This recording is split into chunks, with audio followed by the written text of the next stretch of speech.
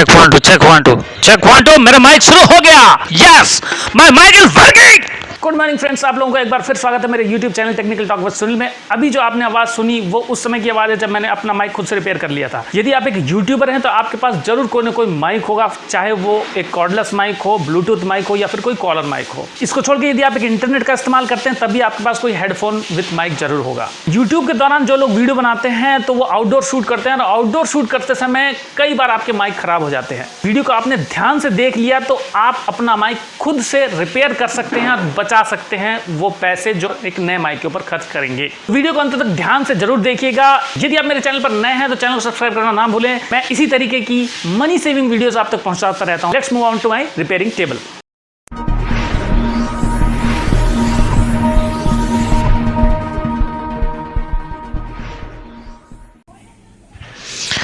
आपके सामने जो माइक दिखाई दे रहा है, ये माइक जो है ख़राब हो चुका है।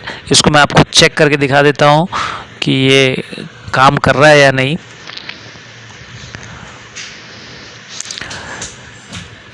चेक करने के लिए मैंने ओपन कैमरा ऐप खोल लिया है।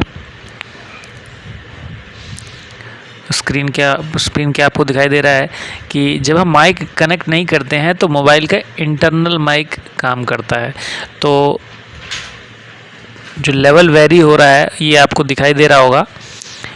इस समय इसका इंटरनल माइक काम कर रहा है। स्क्रीन पे जो आपका इसका लेवल दिखाई दे रहा है माइक का, वो इस तरीके से वेरी होता है। लेकिन जैसे ही मैं इस माइक को कनेक्ट कर रहा हूँ, बोया माइक को कनेक्ट कर रहा हूँ, तो देखिए कोई भी लेवल वेरी नहीं हो रहा है। ये माइक काम नहीं कर रहा है।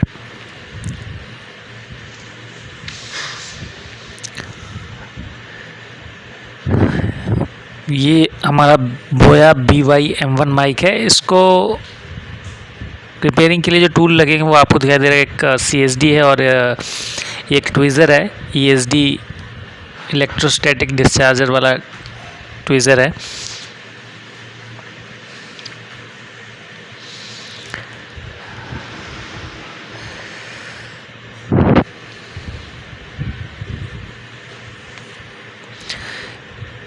इसको जैसे ही आप इसको खोलेंगे तो आपको एक ये टेप दिखेगा। इस टेप को जैसे ही आप हटाएंगे तो अंदर की वायरिंग आपको दिखाई देगी।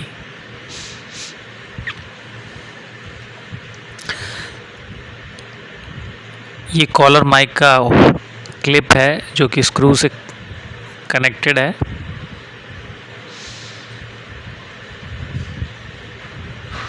और ये इसका LR44 सेल है। सबसे पहले हम इस सेल को चेक कर लेते हैं। सेल को जैसे ही आप इस स्ट्रिप को पुल करेंगे तो ये सेल बाहर आ जाएगा।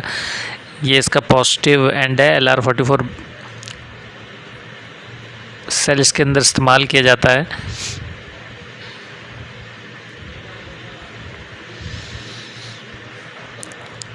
इसका वोल्टेज चेक कर लेते हैं। कई बार हो सकता है कि अगर यदि आपका सेल डिस्चार्ज हो चुका है तब भी आपका माइक नहीं काम करेगा। मल्टीमीटर को हमने DC वोल्टेज पे सेट कर दिया है।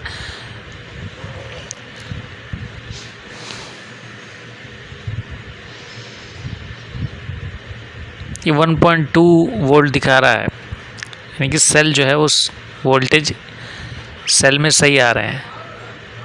सेल ठीक काम कर रहा है।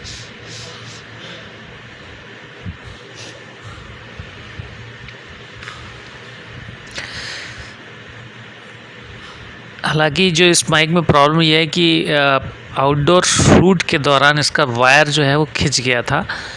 ऑफ कोर्स आपको जब आप इसको रिपेयर करें तो आपको सेल ज़रूर चेक करना होता है। इस स्क्रू को आप खोलेंगे तो ये जो कॉलर पे आप कनेक्ट करते हैं, होल्डर जो क्लिप होता है, ये आपका बाहर आ जाएगा।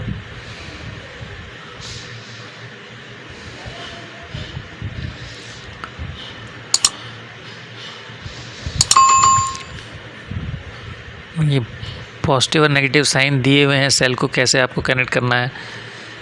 इस बॉडी को खोलने के लिए जो इसका ऑन ऑफ स्विच है, जो कि कैमरा पोजीशन और ऑन और ऑफ़ का जो पोजीशन है, इसकी दो पोजीशन होते हैं।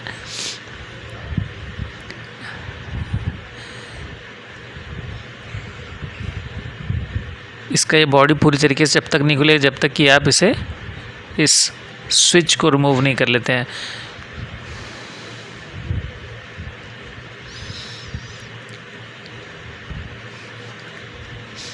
इस तरीके से ये पुल होके बाहर आ जाएगा।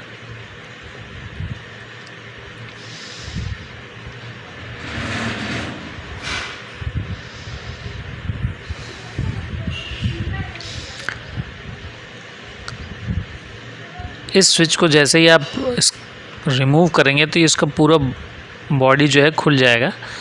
और ये एक स्ट्रिप है जो कि इंडिकेटर है पोजीशन का, कि आप कैमरा पोजीशन पे जब रखते हैं और दूसरा जब आप माइक को ऑन रखते हैं।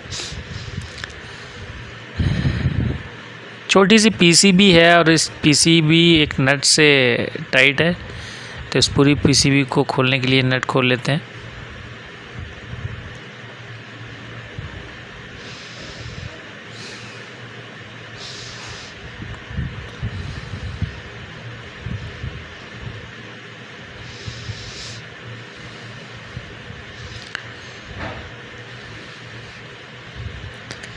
इस तरीके से इसकी पीसीबी है और आपको दिखाई दे रहा है कि इसके वायर निकले हुए हैं। एक वायर जो वाइट कलर का दिख रहा है, ये वायर डिस्कनेक्ट हो गया है इस पॉइंट से, और दूसरा वायर जो माइक से आ रहा है वो भी आपको क्लियरली दिखाई दे रहा है, वो भी डिस्कनेक्ट हो गया है।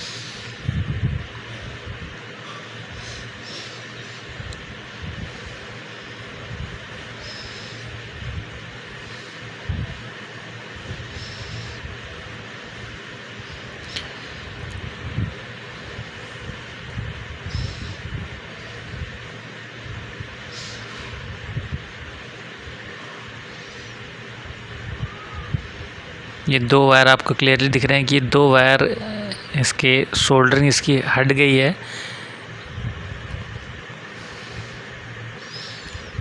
ये किसी वजह से ये तार खिंच जाए ज़्यादा प्रेशर से तो ये डिस्कनेक्ट होने के चांसेस रहते हैं।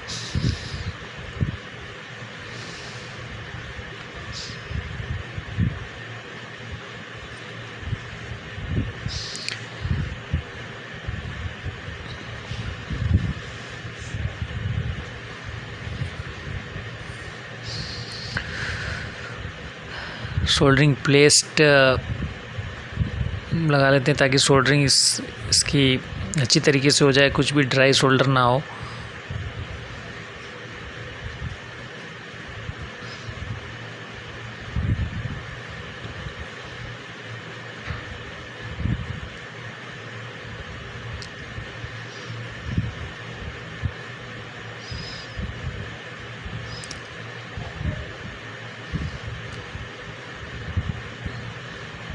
देखिए ये तीसरा वायर जो निकल चुका था वो सोल्डर कर लिया है हमने।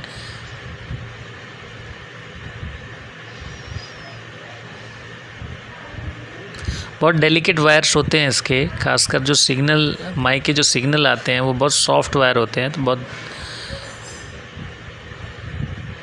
ध्यान से आपको उसको सोल्डरिंग करनी है।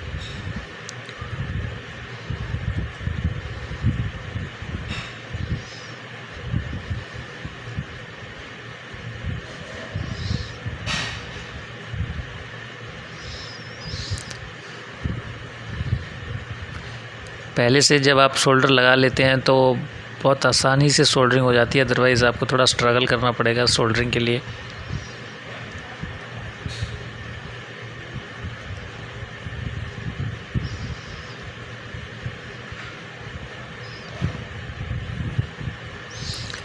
दो वायर इसके कनेक्ट हो गए हैं और ये जो माइक से जो वायर आ रहा है तीसरा माइक, इसको भी हम तैयार कर रहे हैं सोल्डरिंग के लिए। फ्लक्स लगाना बहुत ज़रूरी होता है, ड्राई सोल्डर को भी रोकता है और साथ ही साथ सोल्डरिंग भी आसानी से हो जाती है। अदरवाइज़ आपको टिनिंग करना पड़ता है, सरफेस जब तक टिन नहीं होगा तब तक उसमें ग्रिप नहीं बनती। देखिए तीनों वायर हमने सोल्डर कर दिए हैं और ये वायर जो है किसी वजह से अगर इसके ऊपर प्रेशर आता है तो अंदर से ये वायर निकलने के चांसेस रहते हैं। जो इस केस में दिखाई दे रहा है, मेरा वायर जो वीडियो शूटिंग के दौरान ही वायर किसी तरह से खिंच गया था, जिसकी वजह से इसके 3 वायर निकल गए थे। तो ये सारे के सारे वायर हमने शोल्डर कर दिए हैं।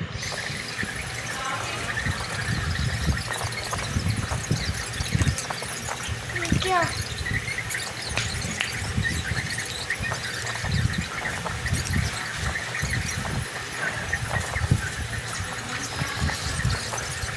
दोबारा से रीपैक कर देते हैं। वीडियो को फास्ट कर दिया है। जिस तरीके से आपने खोला था उसी तरीके से दोबारा फिट कर लीजिए।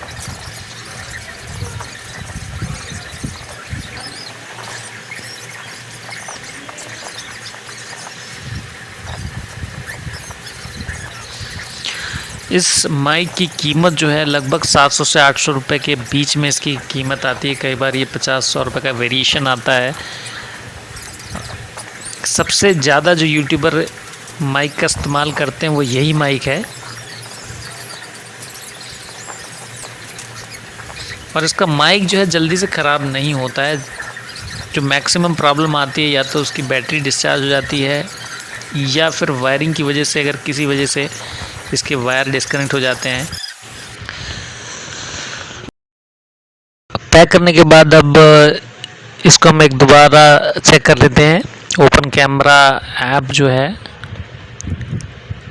इस ऐप का सबसे ज़्यादा इस्तेमाल किया जाता है वीडियो रिकॉर्डिंग के लिए यूट्यूबर द्वारा।